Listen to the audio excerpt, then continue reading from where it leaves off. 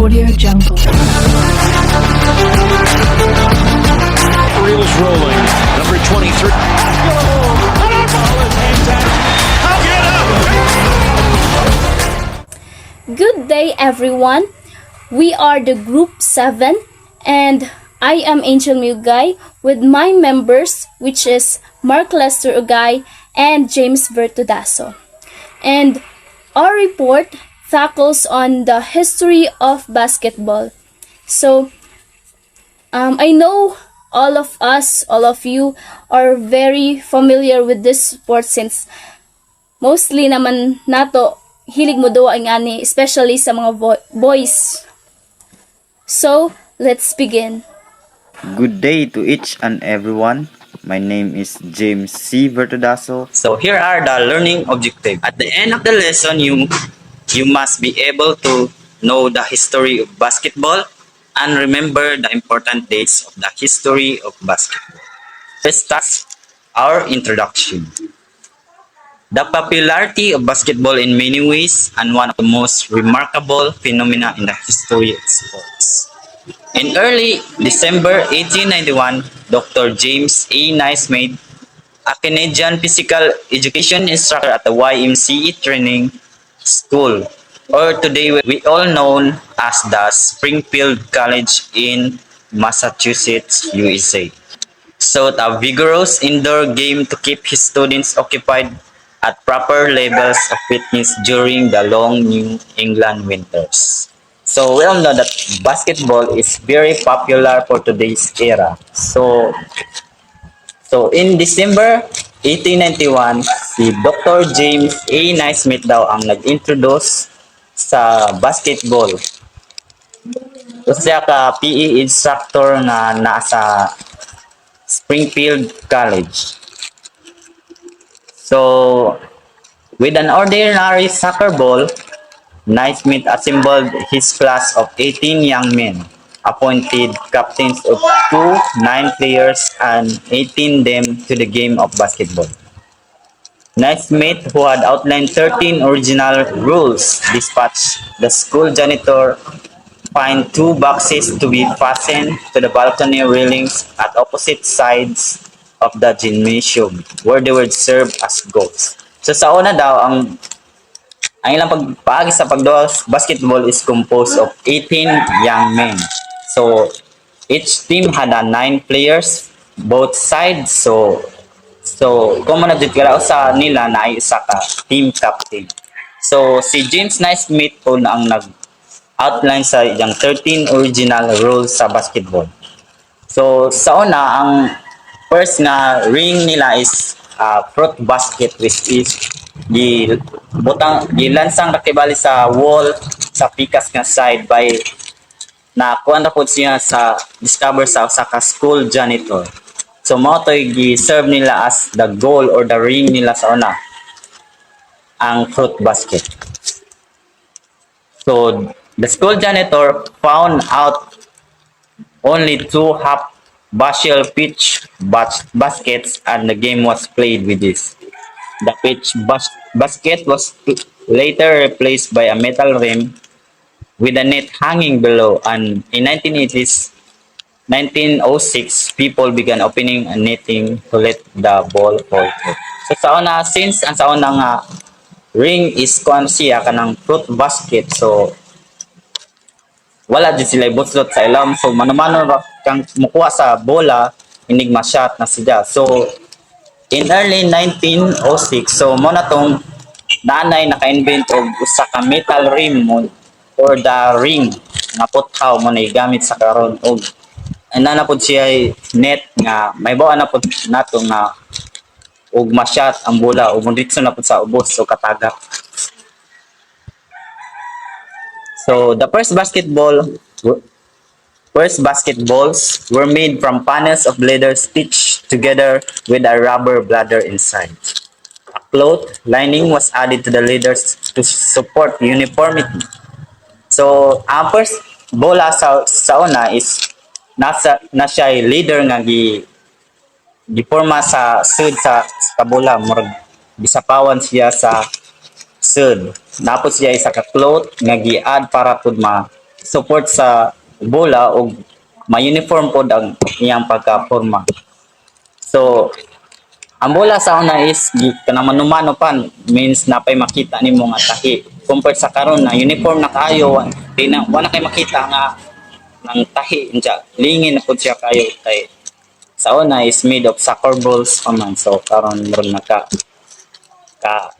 in high tech naman, so ning mas improve pud ang bola. So the molded ball introduced in about 1942 was a significant advancement for the sport. So mo na ning padong na sa katong uniform na nga bola which is ron. So the molded ball, a factory-made ball that has constant size and shape, offered better reaction and durability, making a play more consistent and the development of individual skills easier. Mo na ning pag-develop sa katong bag-o nga bola which is kanang uniform og play na kadyo nga pagkalingin. So masayo na no ni gamiton compared sa sauna nga napatoy tahi. Siguro murag naputoy disadvantages in duwa ni basketball kay di pa murag uniform kadyo ang pagka-mold sa yang bola. Compared sa karon nga mismo murag easy na kadyo i-gamit ba. So, the basketball growth spread in the United States and abroad through the Young Men's Christian Association. So, spread na daw ang basketball nga sports sa gikan sa YMCA nga eskwelahan. And the armed forces and colleges, due to its simple equipment requirements, indoor play, and competitiveness and easily understood rules, basketball gained popularity quickly. So, tungod kay sayon ra ko no ang basketball, ug dali ra pud siya duaon mo nang ang popularity niya is ning gain kuno ning o kumbaga ning sikat og dali ang basketball ug ning ning kanap na hantud nga popular na kaadyo sa ating ang kaninga sports. Basketball was introduced to the following countries, and these are in Canada, which is in 1901, Puerto Rico in 1902, Turkey in 1904, Russia, India, and Philippines in 1905, and as well as in Cuba in 1906, Italy and Korea in 1907, Poland, Japan, and Sweden in 1908, and lastly, the Peru in 1911. And the history of basketball has important dates that we have to remember, and these are in January 1992, which is the first official basketball game was played in the YMCA gymnasium with 9 players in a court just half the size of the National Basketball Association or NBA court.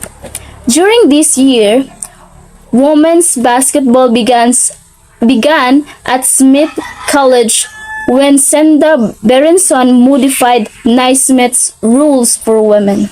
And in 1900s, basketball was played at about 90 colleges, most of them located in the East and Midwest.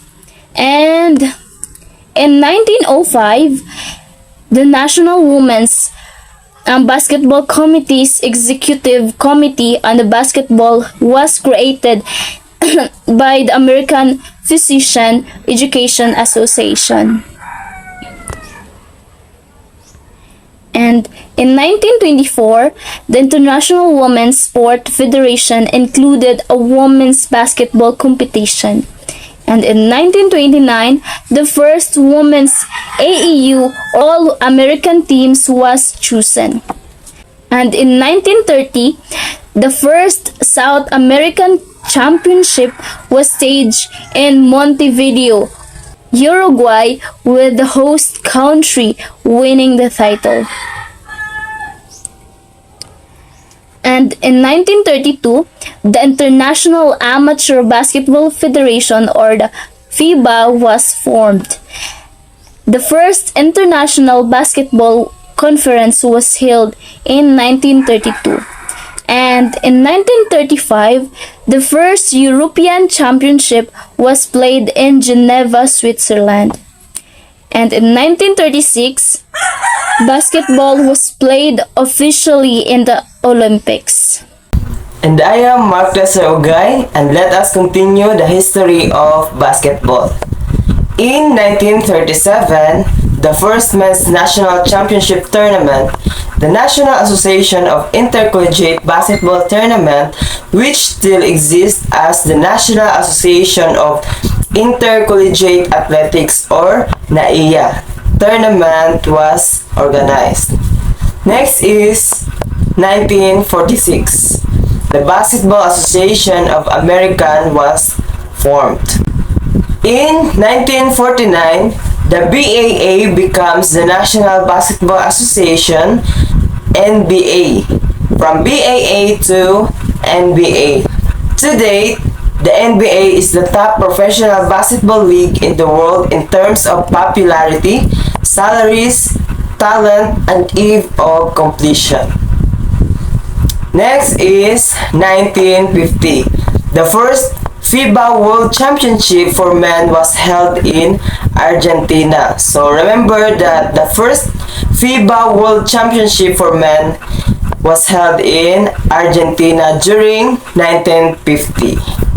Next is 1976. Women's basketball was added to the Olympics. Next, 1989. FIBA dropped the distinction between amateur and professional players. Next is 1992. Professional player played for the first time in Olympic Games. So, during 1992, professional player na ang niduwa sa Olympic Games. Worldwide, basketball tournaments are held for boys and girls in all levels. The global popularity of the sport is reflected in the national teams represented in the NBA. Players from all over the globe be found in NBA teams.